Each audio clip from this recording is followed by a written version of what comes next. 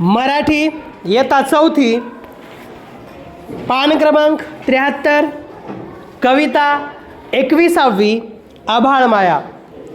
कवी विलास सिंदगीकर. ऐका, म्हणा, वाचा. पावसा रे मला पावसाचे ढग बनू दे.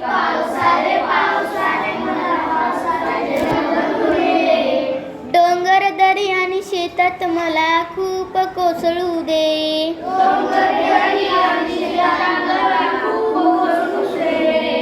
शेतकरी बाबा मला बी म्हणून पेरून दे.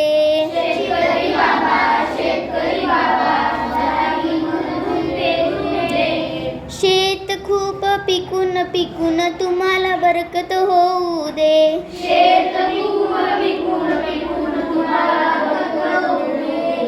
पणती ग मला दिवा होऊन जळू दे.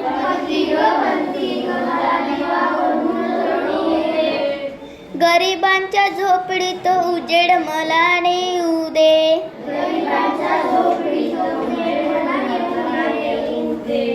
पक्षारे मला चोच आणि पंख फुटू दे.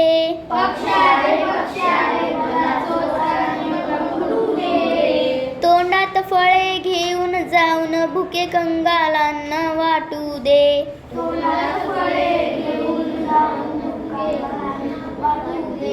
परी ग मला बागेत येऊ दे.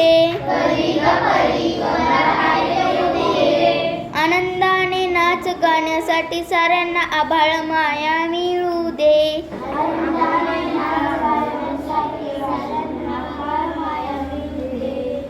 पावसा रे मला पावसाचे ढग बनू दे.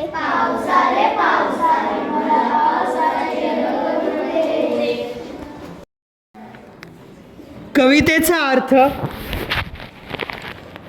लहान मुले मनातील इच्छा सांगताना म्हणतात किंवा कवी म्हणतो, अरे हे पावसा, मला पावसाचे ढग बनायचे आहे. ढग बनून मला डोंगरात, दरीत आणि शेतात खूप जोरात पडायचे आहे. म्हणजे लोकांना भरपूर पाणी मिळेल, लोकांची तहान मला भागवायची आहे. अहो शेतकरी बाबा, मला बी व्हायचे आहे. तुम्ही शेतात मला पेरून टाका, म्हणजे शेते खूप पिकतील आणि तुमची भरभराट होईल. तुम्हाला मुबलक अन्नधान्य मिळेल. अगं हे पणती, मला दिवा होऊन जळायचे आहे. गरिबांची झोपडी मला प्रकाशाने उजळायची आहे. अरे पक्षा, मला तुझ्यासारखी चोच आणि पंख फुटू दे. पक्षी झालो की मी झाडांवरची फळे तोडीन व तोंडात धरून भुकेल्या माणसांकडे ती नेऊन देईन. गरिबांना मी फळे वाटीन, त्यांची भूक भागवेन. अगं परी, मला बागेत येऊ दे. तुझ्यासारखे मला आनंदाने नाचायचे आहे, गायचे आहे. सर्वांना आभाळाचे प्रेम व आनंद द्यायचा आहे. आभाळाखाली सुखाने नांदताना सर्वांना पाहायचे आहे. शब्दार्थ. कोसळणे म्हणजे जोरात पडणे. भुके कंगाल म्हणजे भुकेलेले आणि पैसा नसलेले. स्वाध्याय. प्रश्न पहिला. एका वाक्यात उत्तरे लिहा. 1. पावसाचे ढग होऊन कोठे कोसळावे असे कवीला वाटते. उत्तर. पावसाचे ढग होऊन डोंगरात, दरीत व शेतात कोसळावे असे कवीला वाटते. 2. शेतकऱ्याला बरकत केव्हा येते? उत्तर. जेव्हा शेते पिकतात तेव्हा शेतकऱ्याला बरकत येते. 3. कवीला उजेड कोठे न्यायचा आहे? उत्तर. कवीला गरिबांच्या झोपडीत उजेड न्यायचा आहे. 4. पक्षाकडे पाहून कवीला काय वाटते? उत्तर. पक्षाकडे पाहून कवीला वाटते की त्याला चोच व पंख फुटावेत. 5. आभाळ माया का मिळावी असे कवी म्हणतो? उत्तर. आनंदाने नाच गाण्यासाठी सर्वांना आभाळ माया मिळावी असे कवी म्हणतो. प्रश्न दुसरा, कवीला खालील गोष्टी पाहून काय व्हावेसे वाटते? 1. पाऊस. कवीला पाऊस होऊन डोंगर, दरी व शेतात कोसळावेसे वाटते. 2. पणती.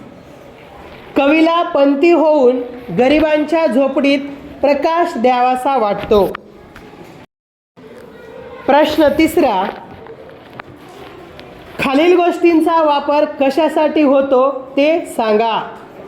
अंगण, मैदान, शेत, फुले आणि दिवा. अंगण बागडण्यासाठी. 2. मैदान खेळण्यासाठी. 3. शेत धान्य पिकवण्यासाठी. 4. फुले सुवास घेण्यासाठी, हार बनवण्यासाठी. 5.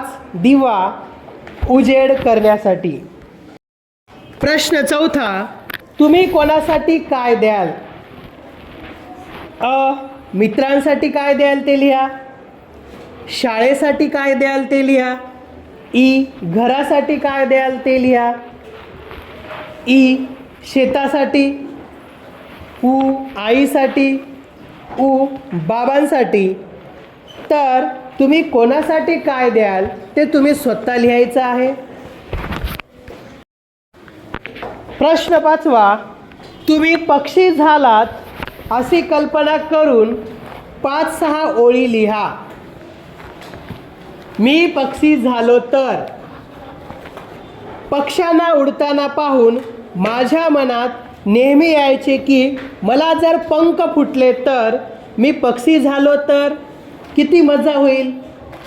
मी उडत उडत आभाळात मुक्त संचार करीन, डोंगरावर जाईन, वेगवेगळ्या झाडांवर बागडेन, झाडावरच घरटे बांधीन, झाडांवरली मधुर फळे दररोज खाईन, इतर पक्ष्यांशी मैत्री करीन, आम्ही सर्व मिळून पक्ष्यांची शाळा काढू, मी पक्ष्यांची भाषा शोधून काढीन, पक्ष्यांची भाषा माणसांना व माणसांची भाषा पक्ष्यांना शिकवीन, याचे मी पुस्तक लिहीन.